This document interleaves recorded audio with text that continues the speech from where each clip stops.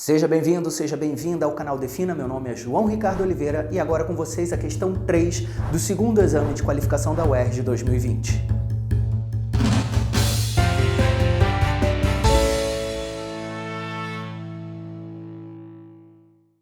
Juros e taxas de financiamentos imobiliários explodem dívida real.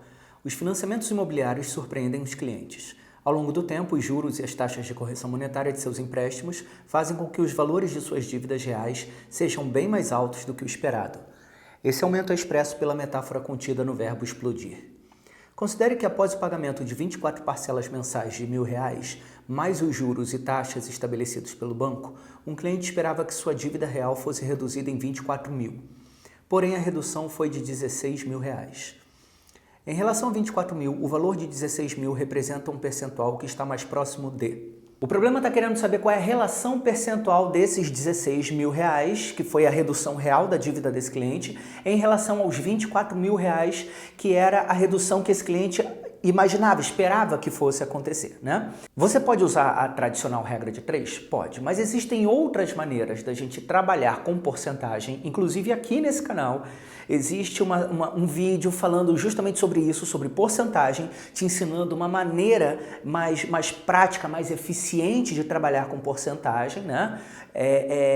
Mas que vai te dar possibilidade de resolver problemas bem mais complexos. Esse é um problema simples, né? É um problema que a gente resolveria numa boa com a regra de 3, mas existe um outro método que é a abordagem decimal da porcentagem, sempre traduzir a porcentagem num número decimal ou vice-versa. Às vezes você tem um número decimal, precisa traduzir isso para uma porcentagem.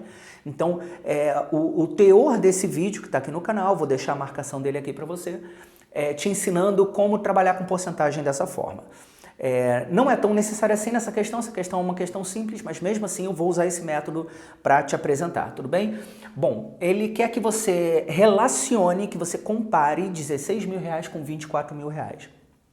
Na matemática, na física, na química, em qualquer assunto, em qualquer parte, em qualquer estudo em que haja cálculo, sempre que você quer estabelecer uma comparação entre duas grandezas, você vai fazer a razão entre essas duas grandezas.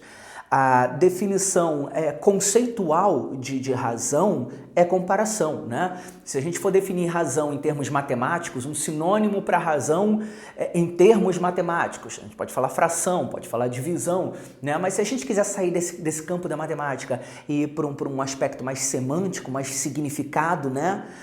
Mais interpretativo do que uma razão, uma comparação. Sempre que você coloca um número em cima do outro, o que você está estabelecendo é uma comparação entre eles. E é isso que o problema está pedindo. Ele está pedindo para você comparar os R$16.000 com os R$24.000, fazer essa comparação, né, em termos percentuais. Bom, aqui eu posso simplificar os zeros, não é isso? 16 por 24, eu posso simplificar por 8. Simplificando por 8, isso dá 2/3. Você vai dividir 2 por 3, isso dá 0,66666, que dá uma dízima periódica. Se você for arredondar isso para duas casas decimais, isso é 0,67. Cuidado com isso, tá? Existe uma regra de aproximação que pouca gente se dá conta dela, que é a seguinte: quando uma casa decimal é 5 ou acima de 5, a casa decimal que vem antes sobe uma unidade. Quando uma casa decimal é menor do que 5, a casa decimal anterior se mantém. 0,66666, como 6 é maior do que 5, então a casa decimal que vem antes, seguindo essa regra, tem que subir uma unidade. Então a aproximação certa para essa dízima periódica não seria 0,66, é 0,67. Bom, duas casas decimais quer dizer que esse número aqui está sendo dividido por 100. Dividir por 100 é porcento, ou seja, 0,67 é a mesma coisa que 67%. Por isso, gabarito letra B.